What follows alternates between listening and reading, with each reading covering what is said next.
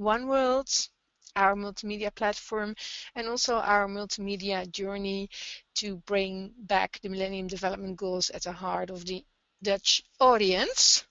So to start with, I will tell you about One World. One World, where I'm the Deputy Editor-in-Chief of. You can also have a look at our Twitter account at One World NL, or follow me on my personal account at Lonneke Van Genugten. And I must say that Claudia really knows how to speak Dutch, because it's pronounced Lonneke Van Genugten. So I'm really delighted to hear an Italian speaking my name like that. Okay, about One World. I'm going to the next slide, if it's, yes. One World. One World is a Dutch leading platform on global and sustainable development. We have a website and a monthly magazine. Here you see the covers of our magazine. You see that people are at the heart of our communication. We show portraits of people from around the world. You see them very close, as if they were your friends, and that's because we think that everybody in the world is connected in a different way. So that's why we bring people close to the audience. Here you have a look at our website or homepage. You see our logo, One World, be part of it. That's our motto. You see the cover of a magazine, and you see our data atlas that are interactive world maps, and I will tell you more about it. So we were the Dutch leading platform on global and sustainable development.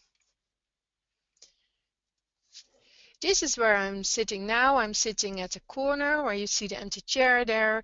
These are my colleagues. We have an editorial staff of 6 people, and also some freelance journalists joining us, some interns. So it's pretty crowded in our room normally. We try to be also sustainable in our office. So you see some things we have reused, like for the chairs, we went to the market, bought some old fabric, renewed the chairs.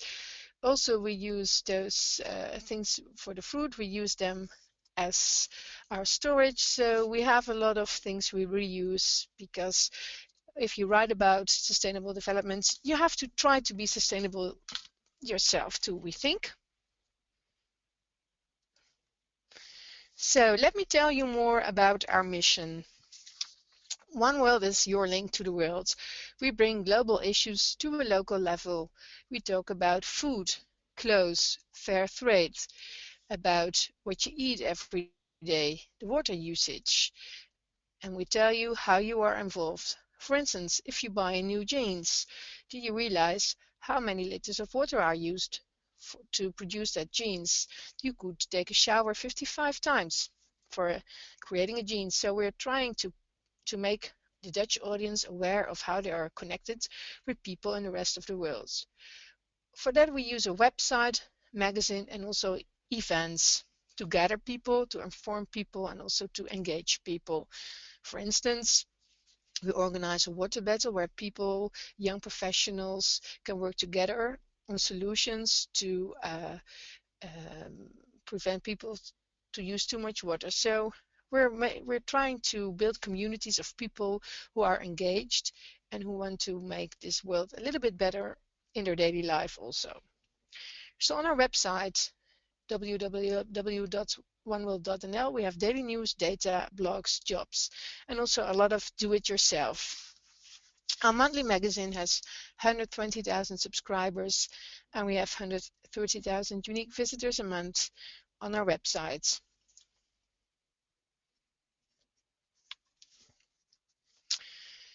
So, what are our key words? For us, it's important that we do investigative journalism. We work together with African reporters to find out what is our connectedness with the rest of the world. For instance, about a chocolate industry in Côte d'Ivoire, or about the oil industry in Nigeria. We work together with journalists all around the world. Data are also one of our core business. I will dwell on that later. Also human interest. All those global affairs, political issues, we bring back to a human level. We tell about personal stories. We tell about the personal impact on human lives to make those stories palatable. Our keywords are independent, innovative, future-proof, easy accessible, open, and also crowdsourcing. We really like to involve our audience trying to find solutions for in daily life and also on a global scale. That's why our motto is be part of it. Our audience. Like I already said, we have 120,000 subscribers and 130,000 unique visitors every month.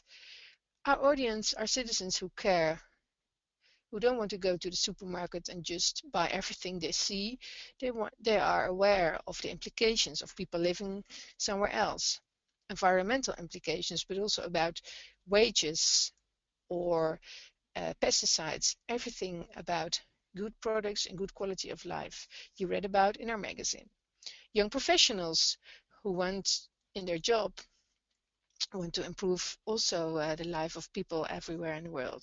Students, frontrunners and innovators, trying to find solutions, but also conscious family life, how to raise your child, to be aware of what is going on in the world. That's what you find in One World.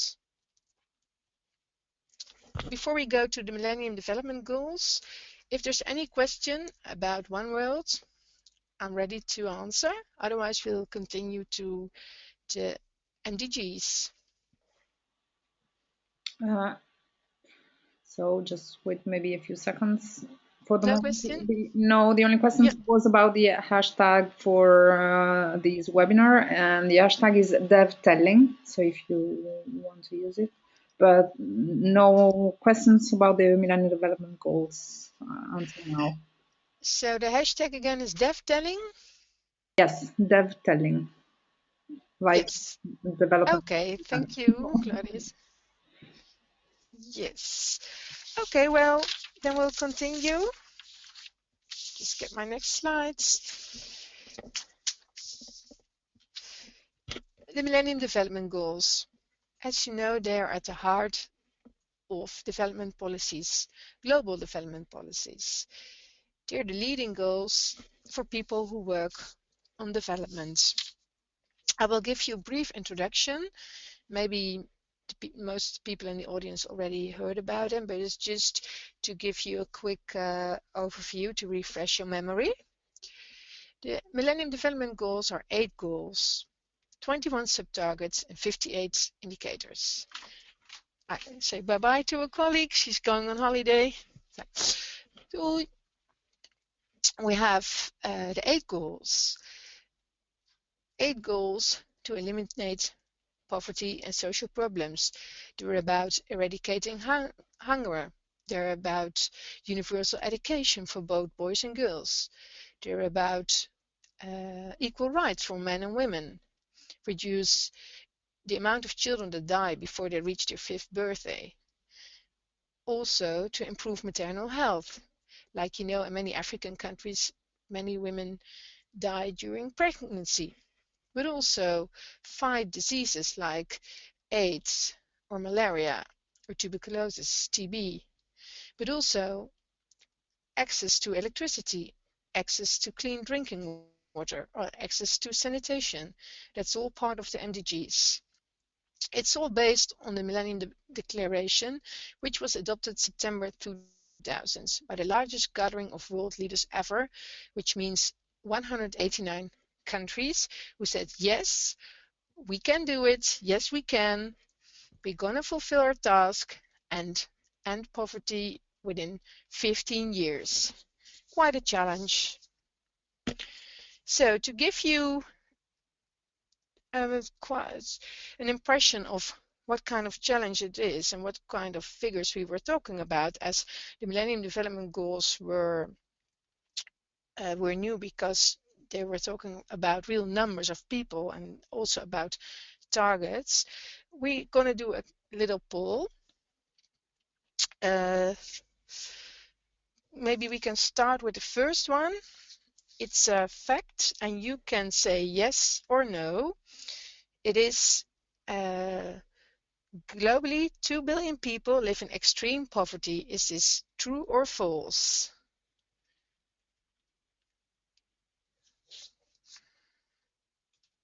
Is it working? Yes.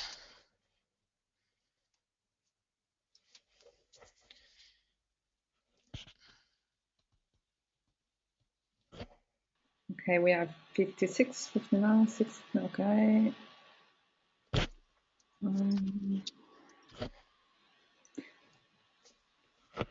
72% of people voted. 75. Okay, let's wait.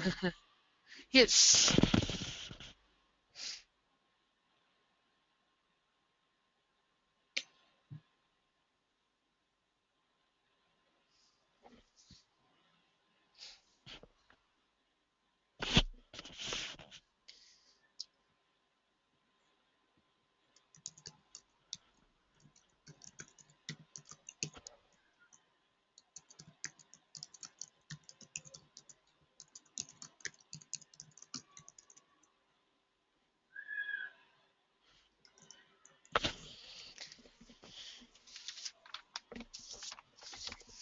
$88. Okay, we're gonna close here. Yes.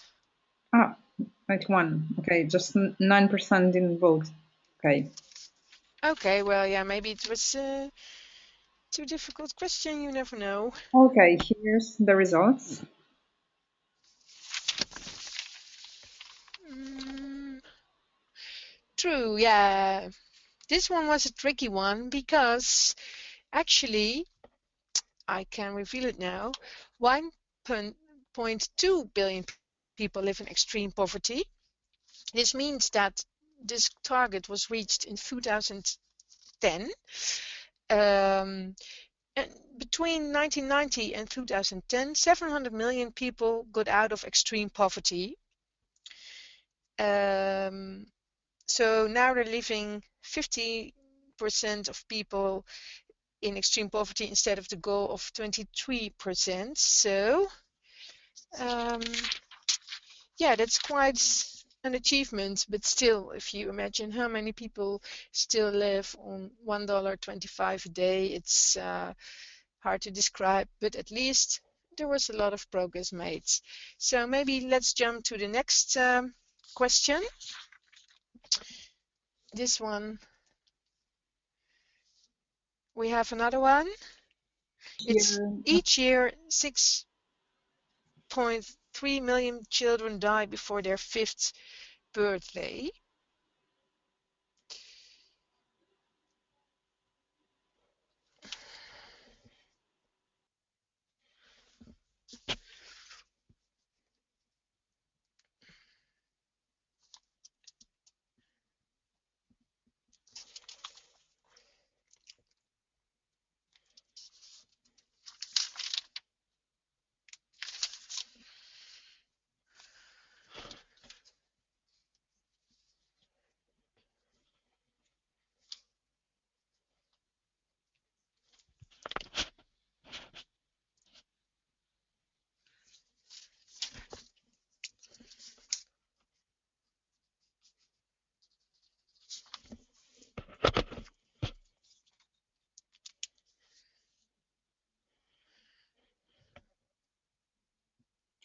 okay, 1 minute.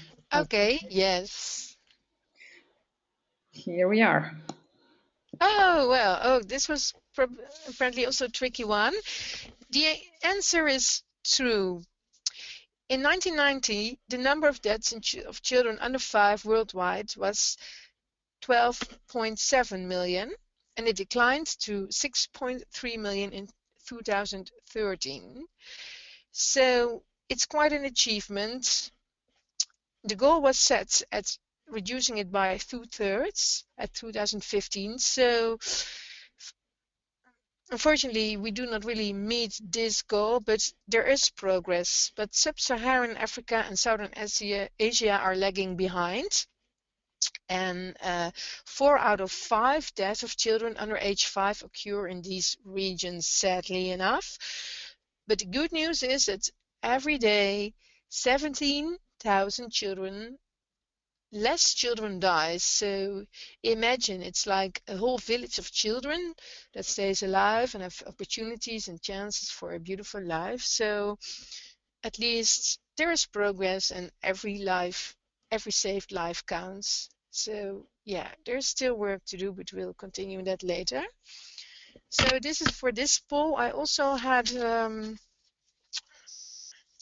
position prepared, but I don't know if that's in the poll. It is this position: saving lives leads to overpopulation. I don't know if it's there. Yeah, great.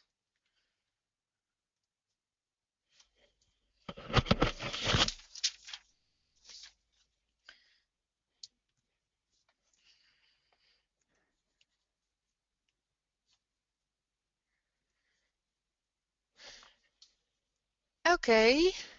Um,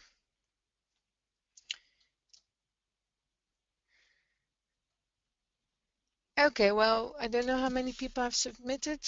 72%. So I stop it now. Okay, Yes. here we are.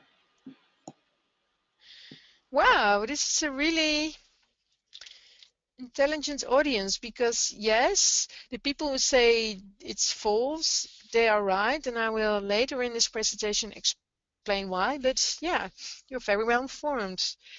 Okay, then the last one is a position, and it is more like a discussion point, but I'm really curious to hear about your opinion. Trade, not aid, will save the world. True or false?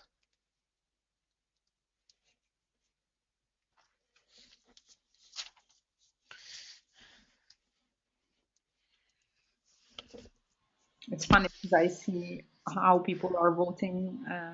It's funny. Oh, I see the percent going up and down. hmm.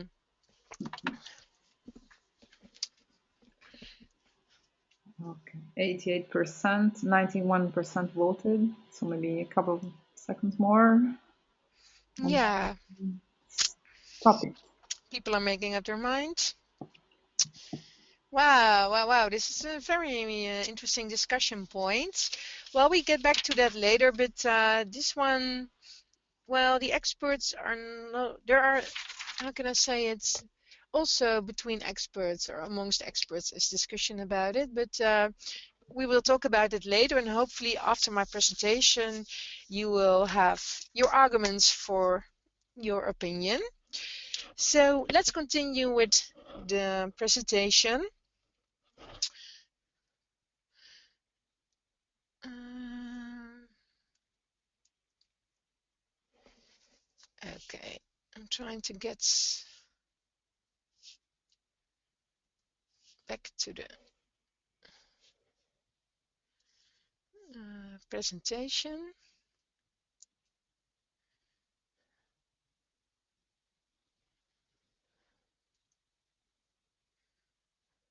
Yes. So what I was trying to show with this little poll about facts and position is that the Millennium Development Goals are, although they have clear targets, it's really difficult to realize at what kind of scale we're working, talking about billions of people and 100 millions of children attending school, yes or no. And it's difficult to imagine because, sometimes it's easy to put 50 million children at school, but it's difficult to get, for instance, 1,000 people clean drinking water. So it's really, that's also what experts say. That's, measuring all those results, and also um, knowing what they say, what the data say, is difficult. But A slight overview: 46% of countries is performing better than expected. So although a lot of countries are lagging behind, especially sub-Saharan Africa, there's also, on a regional level, there's really progress made. For instance, 90% of kids go to school, but there's also discussion about quality. What do they learn at those schools? Are the schools not too full of children? Are the teachers well trained? But still, they go to school, boys and girls, so that's a good progress. Children and kids we already talked about, but also malaria. 42% decline of mortality. More people gained access to clean drinking water. That's good progress. But we also need to discuss about the cost of water, because it appears that the poorest people pay the most for clean drinking water. They don't have tap water available for them. They have to buy it in bottles, and that's really expensive to them. Also, pregnant women. Only 50% of pregnant women in developing regions receive health care. It's also because there are not enough mission posts or hospitals, but it's also because of their position in family. In some families, in various countries, women are still at the bottom of the ladder in the family, and they are obliged to stay home instead of going to see a doctor. So there are all kind of reasons why some MDGs lag behind. It's not only about money, it's also about the will to change, also on a community level. So in general, there are mixed results depending on democratic rights, depending on gender issues, depending on allocating money, but concluding sub-Saharan Africa is lagging behind in many cases. But still, if you think about 15 years ago, what we achieved globally, it was quite a task. And there's a lot of critique, but there's also a lot of progress. But what we find out that in the Netherlands, but also in other countries, the critics became more and more offensive. For instance, economist Dambisa Moyo, a very well-educated lady. She knows everything about economics, but she also takes quite a position in the AIDS debate. She says that aid is causing more harm than it does good, and she really pumped up the debate about it.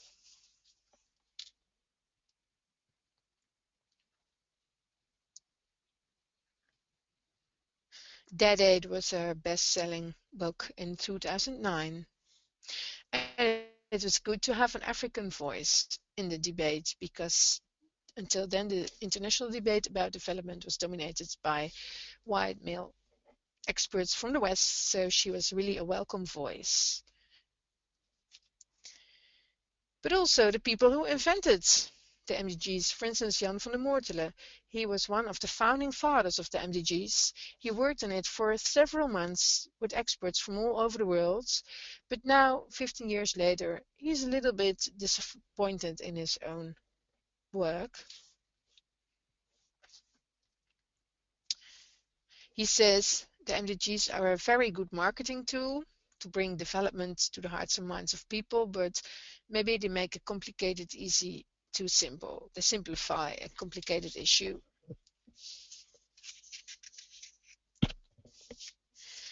Then there is William Easterly, a very renowned economist.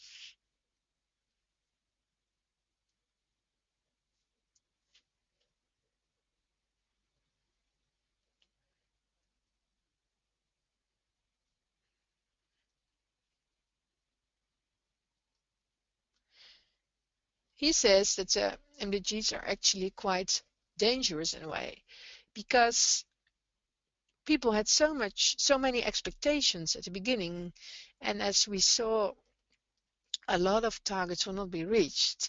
So people get very disappointed, and they blame African countries for not putting enough effort in reaching the MDGs and fulfilling the targets. So he says there's really a danger in adopting the MDGs. Then we go to our Dutch debates. We have our Dutch right-wing politician Geert Wilders. He says dedicating money to development aid is a left-wing hobby. Holland always used to be in the top donors for development aid, but the last years it has declined. We were at 0.7%, but now we're at 6.3%, also because of the crisis, but also because in the political area there is less support for development aid. It's because of its effectiveness mainly. That is a topic of discussion. And also people that say, well, also in Holland, we suffer, we need more money for all kind of social and welfare, so why spend it on aid if it's not sure what are the results? And also the point 7 is in a moral discussion. Why do we give development aid to other countries? Why should the government give it? Why can't people donate to charity if they want to help poor people in other countries?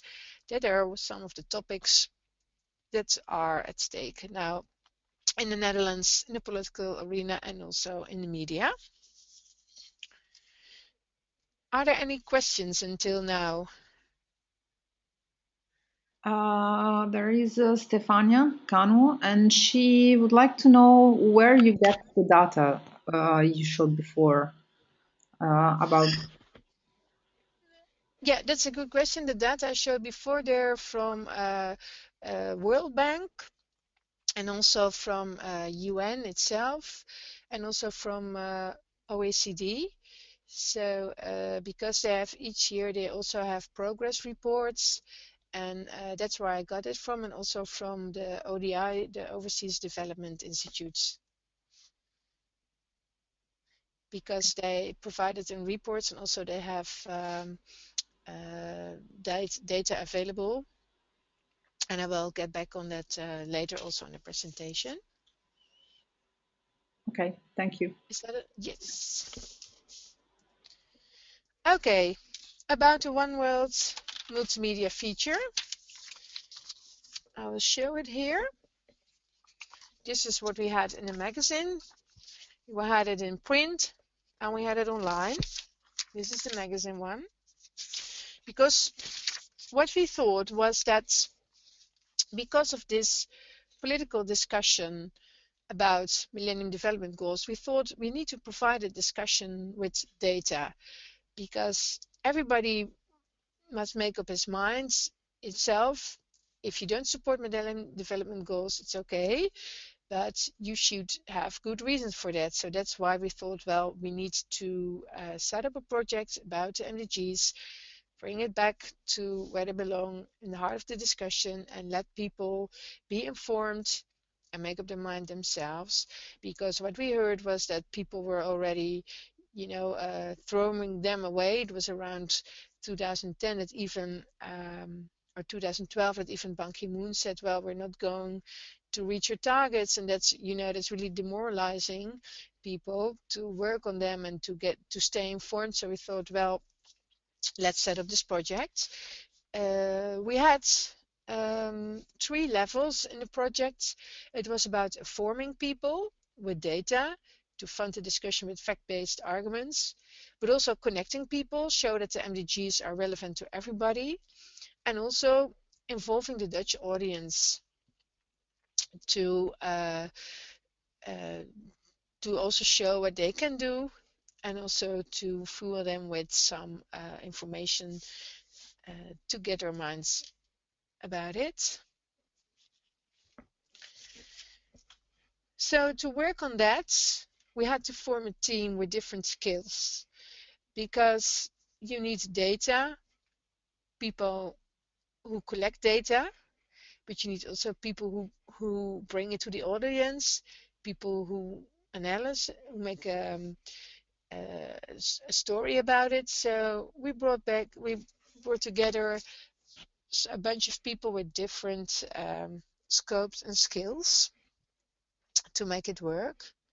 Also a video editor and also a storyteller.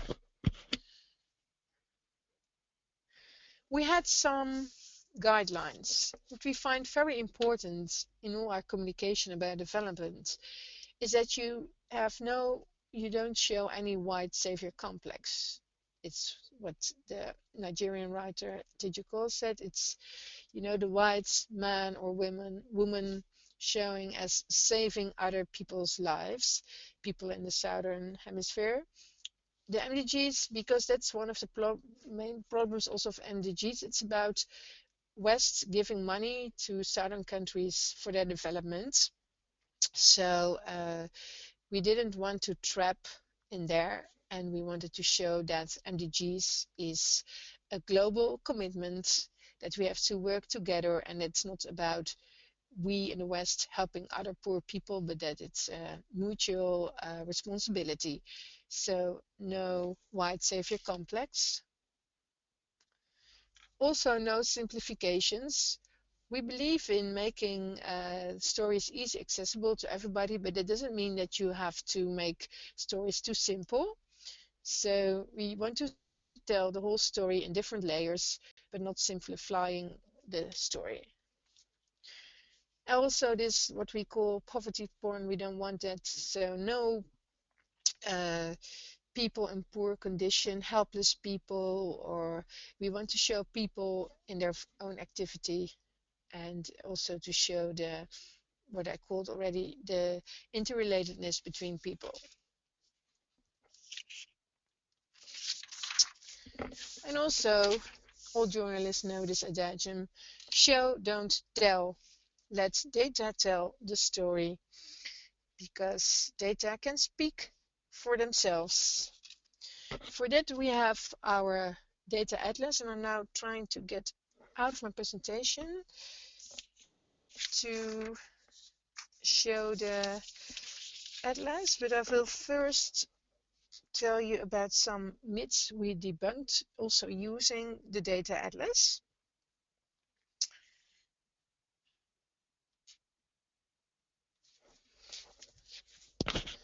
One myth is maybe the most positive myth.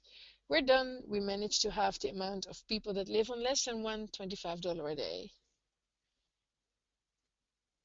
That's true, but there's still a lot of work to do, as you see that there's growing inequality in emerging countries. And also, $125 is really not a lot to live on. So there's still a lot of work to do. We'll also see that in our interactive maps. This one, we already saw it also in the poll. Saving children from dying will make the planet too crowded. That's sometimes a myth I hear also in the Netherlands when we talk about development cooperation. And this was really a myth I really was keen on debunking, because I think it's also about human rights to live in a healthy environment, and we can't decide about others' lives, other people's lives. So how about debunking this myth? Let's go to the data atlas. Let's see. Yes. Because this is what data show. This is our data atlas. There are interactive maps.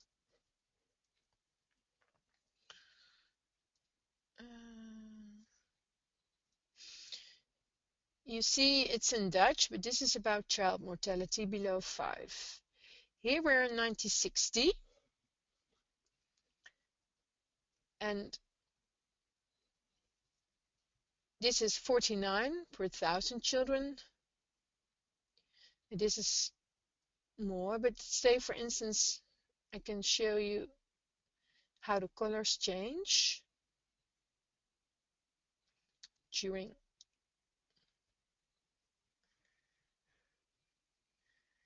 the time.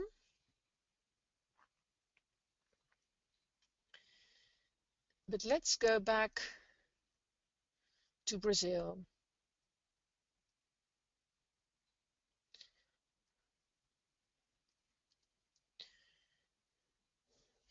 Brazil. Kinder is bambino in Italian, child. 172 per thousand children died in 1960 before they turned 5. Terrible to know. Let's go. Let's jump to 1998. 66.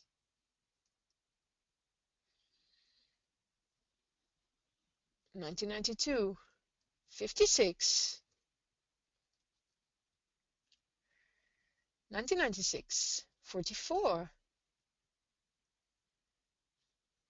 2000. 33. It's getting better all the time. 24.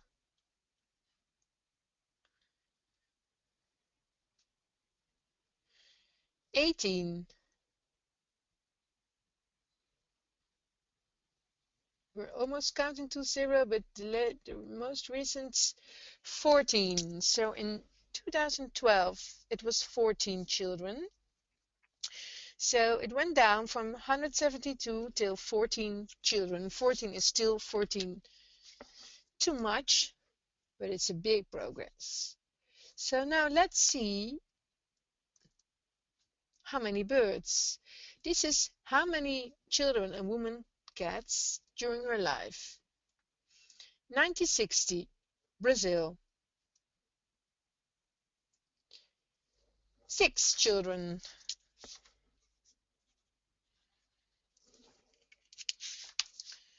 So now we move on. 1971.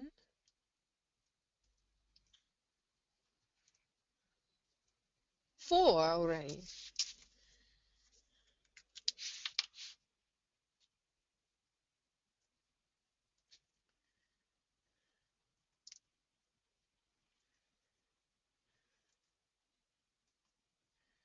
4 still in the 70s.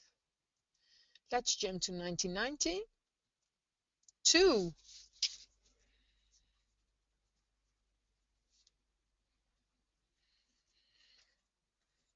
So you see that in one generation, the amount of children drops from 6 till 4 because of the simple fact that less children die. It's a trend you see in many countries, and also the countries that have the highest population grow at the moment, at this time, like Nigeria or Pakistan, are also or Niger, are also countries where the most people die. So it's also a matter of a generation to compensate it. So this is what the data show. Well, and I will give you also to answer the question where we got the data from.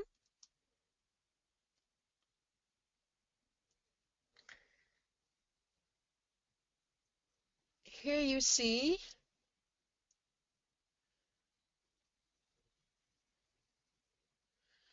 how we get all those data.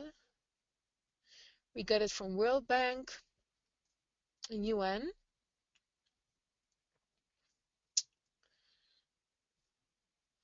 You can download it.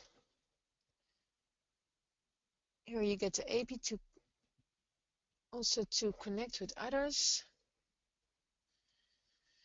So, and we made this. What we did with the maps is that they're updated also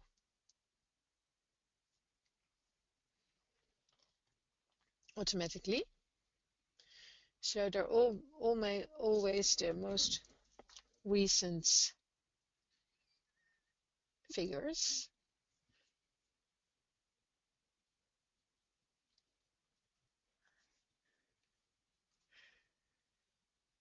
Another one to show ministers. Here we only have recent data, but this is just the amount of female ministers. It's about MDG3. You see in Egypt only 10% of the ministers are female.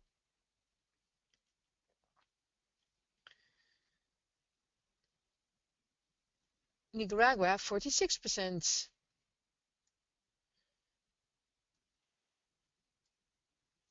India, only 9%. So there's still a lot of work to do in India. And what does it look like on the back side? Trying to get there.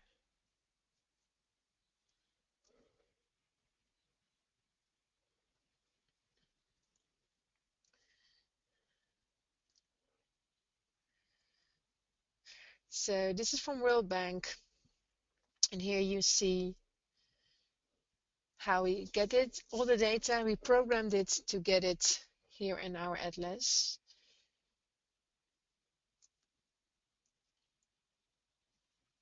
And here's the map. So you can play with it, and you can download it, or you get a API. So those data are open source and accessible for everybody.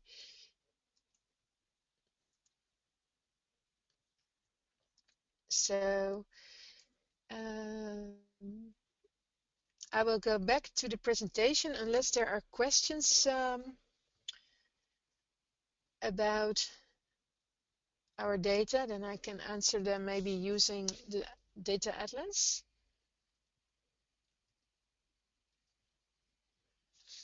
No, no questions.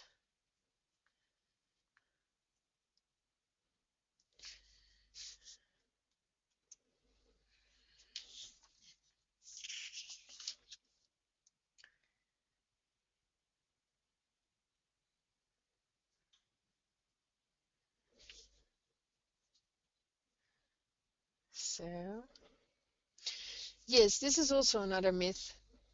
If all countries share the 0.7% of their GDP, we could make poverty history. Well, actually, it could because experts say with only 66 billion a year, we could save a lot of lives and enhance development and progress, but you need to spend your euro or your dollar very effective, and that's where the problem is. Because if it's spent on education and very good health facilities, you create an enabling environment, but you also need jobs and you need uh, economic growth with jobs. And also, there are also the problems like tax evasion and corruptions. Experts have also calculated that it costs 1 trillion a year, $1 trillion a year for countries, African countries. Let's go back to the data atlas for a while to see when we're talking about money.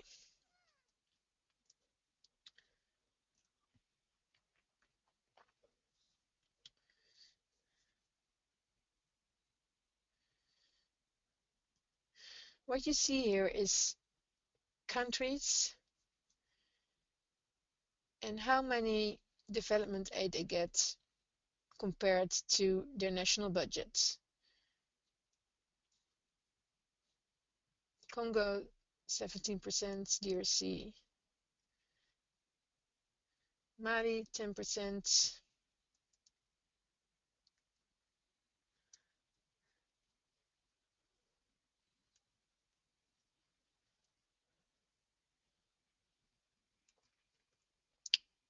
Liberia,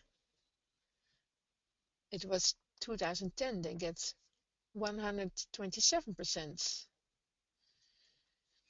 But here you see, if you make a cross-reference, that the countries that get the most aid are not the countries that get out of poverty the easiest. So money can make the world go round, but it's not the solution to all our problems, I would say.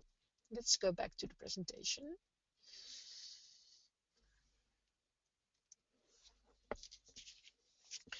So we used all those data and all those maps to provide people with unique information and also the most up-to-date information with data from World Bank, OECD, UN, With an API and communication tool to exchange data to different platforms, we organize data that it's always the most up-to-date data. Our developers spent quite a time to um, to establish it, but now it works. And as I said, it's open source, so you can easily access it and download it. All the data you need, and you can work with them whatever you like. You can also embed our interactive maps and share with your viewers. CCAN, the open source data management we use in our back office, which makes data accessible. Also, for our readers, we try to interlink data. For instance, we have a map showing girls that go to school, and we interlink that with the child marriage map. And then you see that in countries with high prevalence of child marriage, as soon as those girls marry, they quit school. So that are really interesting cross references to make, and also that show connections between, for instance, gender rights, female rights, and economic empowerment. So in that way, we show that development and also all the 8 development goals are interrelated. If you make progress in one, maybe enrollment to school, you also have progress in the other one about gender empowerment. So that's what we try to show with all those maps. Like I said, the interactive maps are embeddable and shareable, downloadable and available to everyone. As you see now, the supporting texts are still in Dutch, but we're working on it to make them in English, so they're also available, better accessible for other countries. But the data you can use like you want.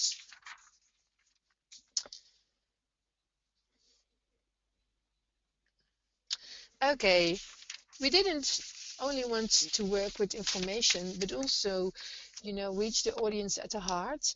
But maybe before I continue to that, maybe there is some questions about data, then I can answer them before we jump to the next level of the presentation.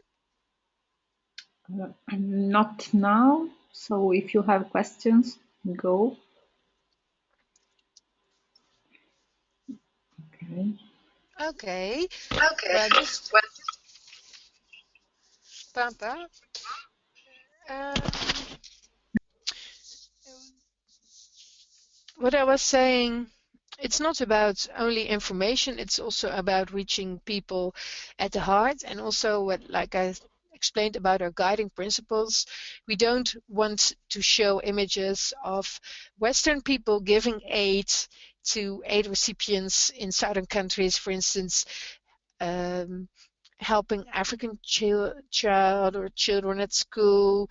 We just want to show that we're all interrelated and interconnected, and that we all share our views and opinions upon the Millennium Development Goals. That's why we invited artists from different countries to reflect on the Millennium Development Goals and make their own artist impression of it. We work together with 1minute.org. It's an organization that invites artists. So they did the project management of it, because we invited artists from Egypt, Bangladesh, Russia, Benin, Mexico, from all over the world, Mongolia, to make a 1 minute video about a Millennium Goal that was really at their heart. And now we're going to look at Ding Xiangpan. He's from China, and he made this impression about MDG 1.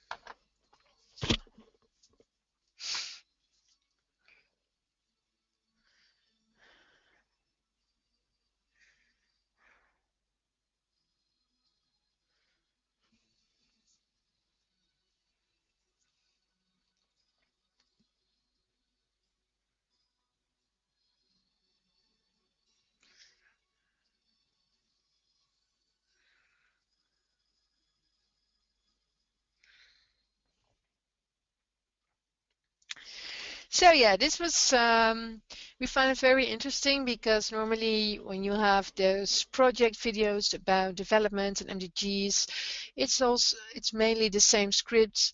There's a problem with hunger, poverty, and there comes an aid worker and helps the people, and everybody's happy that they can improve their lives. And we thought, well, this is, a very different way. It leaves you space to make up your own mind about uh, what you think of it, but we found it really adding something to the debate. If there's time left, I will show some more videos, 1 minute videos, but I first jump to another part of our project. We also wanted the audience to have fun. I mean, we started this presentation also talking about dying children, malnourished people, people who live on $1 a day, and you can really get, I really get a little bit discouraged. And people, also our audience, say, well, there's so many problems in the world, it makes me a bit depressed, but I want to be involved. So what we did, we thought, well, we also need a game, an online game. You play through social media, and that gives you information about the MDGs, but in an easy, accessible way, simple and sticky. So how do we do that? Because we don't have a lot of budget. So what we did is that we invited some of the best creative people in the Netherlands that are involved in developing agencies to brainstorm together with us. How could we make a simple game that informs people about MDGs, that stimulates them to share with their friends, etc., etc. So we went, it was a day like today, an afternoon, and then we came with an idea. It's called the Travel Your World Summer Game. We thought it needed fun factor, sharing knowledge, connecting friends, and relax. What we did is that it was on another website, standalone website, but you could access it easily through Facebook, and you could really easily also exchange through Facebook. You could share it, and also you could challenge your friends, because it was about traveling the world. You could hop from country to country, fill in 10 questions, and as soon as you got the questions right, your country turned green, like you see on the screen here. And you had to travel all the world, make it all green, and then you could win a prize. We thought, well, we need an incentive so people could win this hammock. And we worked together with a very nice organization, More Than Hip, who donated the hammocks. So every week we had a winner, and people could easily invite their friends to play with them or to help them to fill in all the countries. So I will show how it works. We had to make it really simple, so we couldn't make, really design it like very professional, but it was with a very nice developer from Total Active Media. We made it together, and we're really happy that we could make it so quickly. For instance, I would just show it. Here's like Italy. I start Italy. All the questions about breakfast in Italy. Is it coffee with milk? I said, yes. Vatican City is a province in Italy.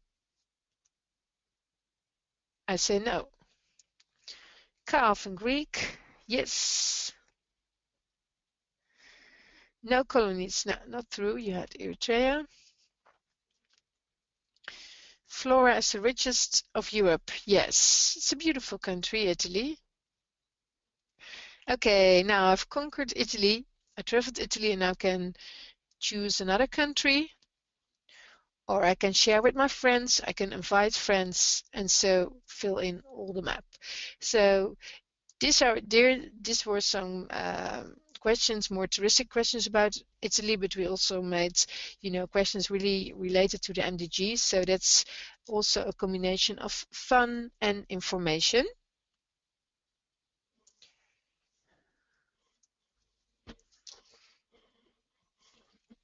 Also, we found it important to show that also Dutch people are still involved with Millennium Development Goals. Although the public debate was rather negative about MDGs, we showed that citizens at the personal level still cared, and that's why they're here in their beds, because they dream of a world without poverty. Now, what we learned from here is the following. We used quite technology for the data, the interactive maps, and also for the game. So testing, testing, testing, and testing again is very important if you use technology. Also, you should test the user interface. When we had the game, we had a test game and we shared it with our friends, and then they say, no, this I don't understand. This is not easy accessible. How does it work? So we had to work on that again. And when you're on a small string budget, on a shoestring budget, that can sometimes be frustrating because you didn't calculate it in the hours you would spend on it. So if you start a project like this, be realistic about all the hours you can contribute to it, because it always takes more time than you wanted to, but you need it because otherwise it's not perfect as you want it. So keep on tracking the outcome and impacts. When we launched our multimedia feature, we came with the films, with the video clips, but we had 8, and every week we did a new one. So that's how we kept the attention of the public, of the audience, and so we could renew their attention. So it was, but at the end we completed one file. So now if people want to look something up, it's all in one file also, but also in different articles and different environments. So keep on tracking what the audience does. That's also the advantage of working online. If you see that a video doesn't get the attention you wanted to have, repost it somewhere else, reschedule it. We found out that especially the weekends, people have more time to click on the video, so that's who we could also enlarge your impact. And also it's important not to post only on your own website, but also share it. We also we collaborated with Volkskrant Afrika blog, their online site. We also could publish there. We also participated together with a Dutch magazine about children and women about MDG 5. So it's really important to enlarge your audience by working together with other media to expose your content. What we found out, it's not just about informing, but also engaging. In the beginning, we provided the audience with a data map with interlinking information to debunk all the myths. And what we got back from the audience is that they really appreciated the information, the up-to-date information, but that they also wanted to do something. And we showed the Dutch citizens who are involved, maybe with their own foundation or organizing a festival around MDGs or having a startup to contribute to MDGs. But they also wanted to, to be called to action on a very easy accessible level, and I will get back to that later, how we find a solution for that. The One World Travel Your World Summer Game was already a feature for that, and we found out that timing was everything. Because we had some difficulties in the launch, there were some problems, and we had to change also the interface. We kept on testing, testing, testing, but it also helped because we had scheduled the launch of the summer game in June, but then there was the World Cup, so we postponed it till after the World Cup. We were also obliged because of the technical difficulties, but that was good because now in the summer people had time to participate in our game. And also what we did was every week we relaunched the game with a new chance to win a hammock. But what we learned was that also during that summer, every week, slightly the attention dropped down. So I think for next time, if we launch a game like that, maybe we introduce that you can quiz a continent every week. So not the whole world at one time like we did now, but maybe release a piece of the world every week, to also have an incentive to come back. Also, what we heard from audience was that they wanted to follow up. We did the story about MDGs in the like April and May last year, 2014, but they want to know what's the follow up, because it only will be like 275 days left before the final deadline of the MDGs. So they want to keep up the pace. They want to know what's happening now. So that's why we made timelines also on our website to show people what's going on. I can show that. But then I have to go here.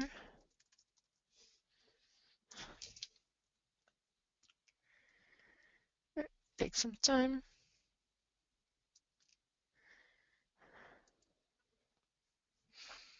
Here we show people that are involved.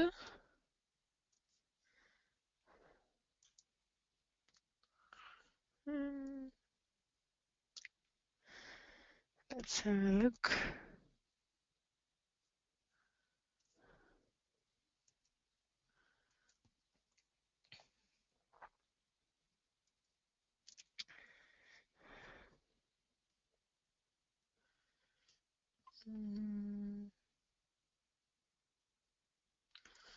Oh, I can't find it here.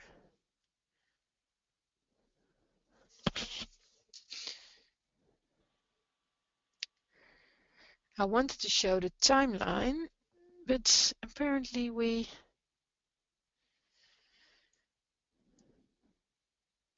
hide it somewhere.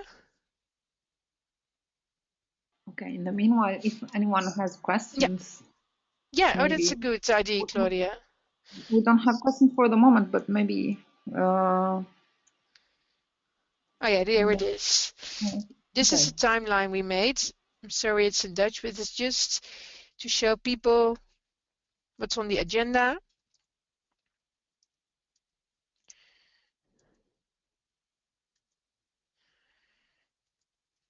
Because it's really important to involve your audience in the story, and not just for one moment when you publish it, because that's also a trouble with journalists. They continue to the next topic, but you should really keep up together with your audience. But what we learned from there is that the main lesson, I think, was that we had a lot of information, that we had the data maps, but that we still also need to embed those maps every day in our content. Even today, like it's the 1st of April. I don't know what it's like in Italy, but in Holland we make jokes. That's our tradition here.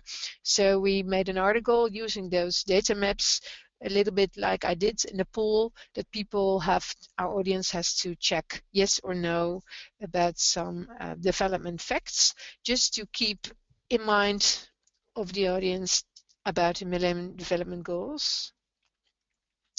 We also try to get people engaged in a fun way.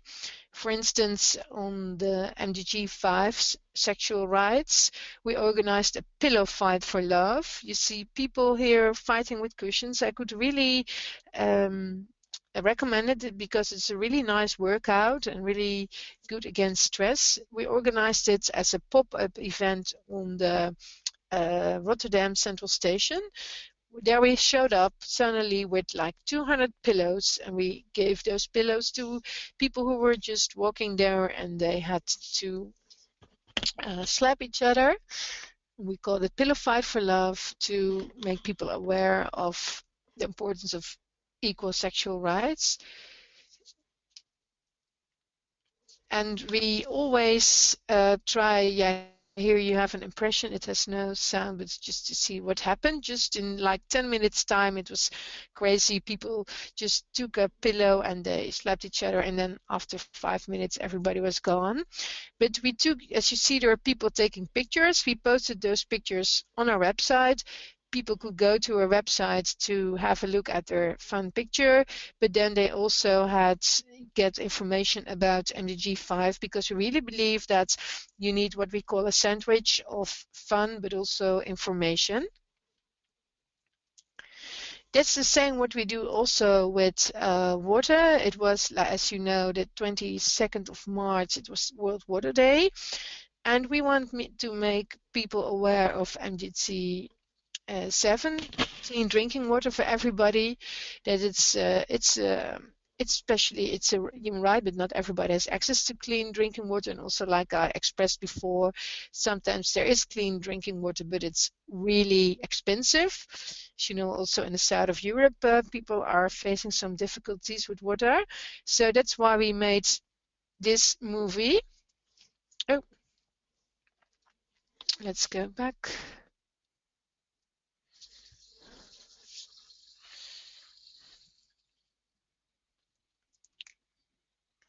We can't hear. I think it's because you have the audio is I hope it's more not too loud. up.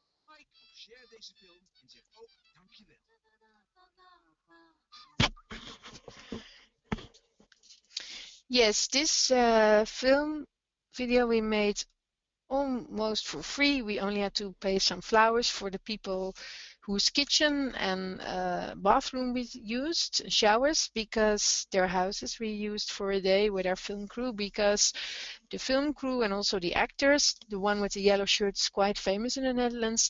They cooperate with us for free because they thought it's a very important subject. And we managed to spread it 100,000 times through social media just 3 days before World Water Day. And we had 100,000 hashtags, thank you for tap water. And people, when they went to our website to see the film, they also had access to more information about water and also the data maps. So that's how we try to create awareness at different levels. The same we do with food.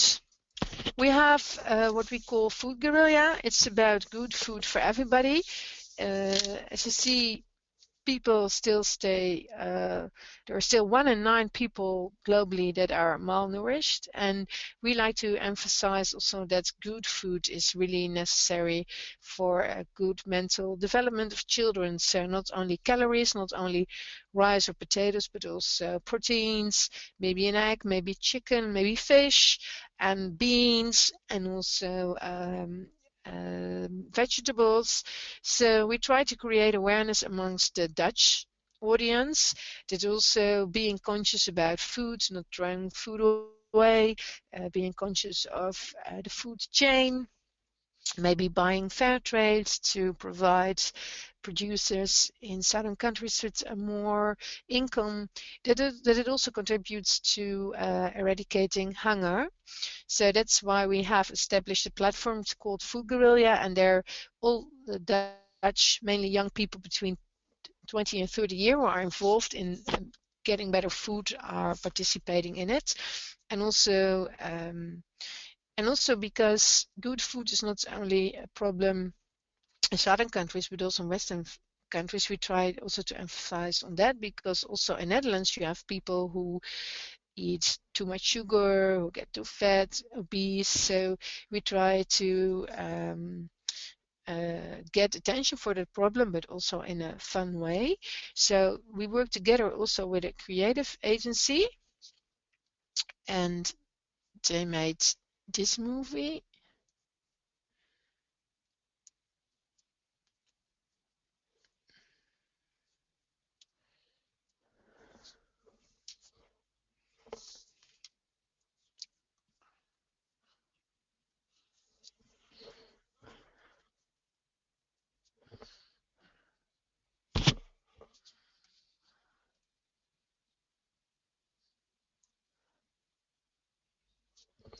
Yeah.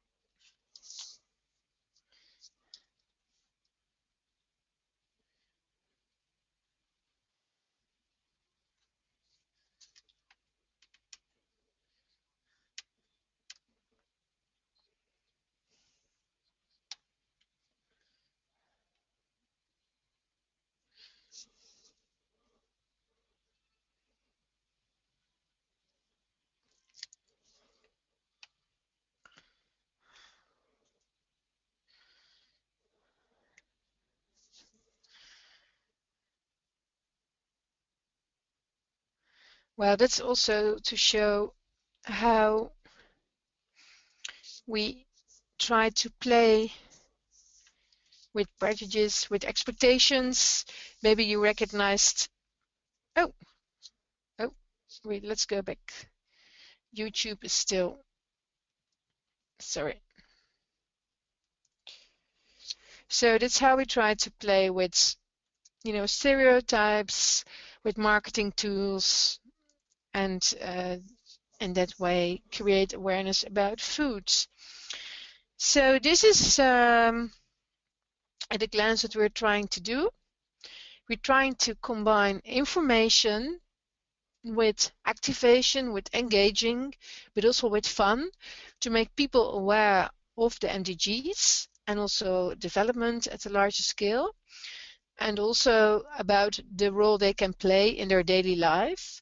And we provide them with data-based arguments to make up their mind and make up what they want to know and find out about it themselves. So this is our strategy, and we're still learning every day.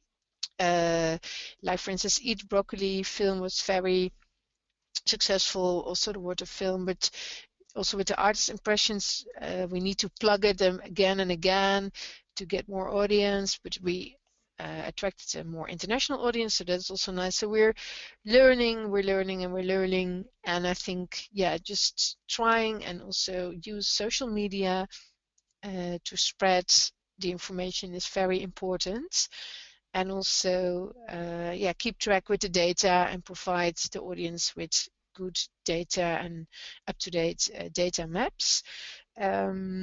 We've got 1 minute left, and I just wanted to stop with an energizer. It's a clip we made about MDG5, sexual rights and sexual health for everybody.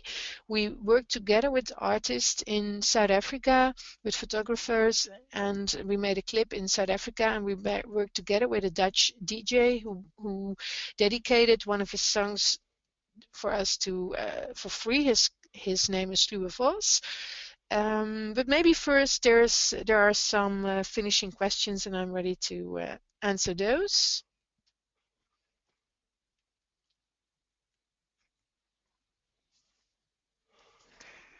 Mm, anyone?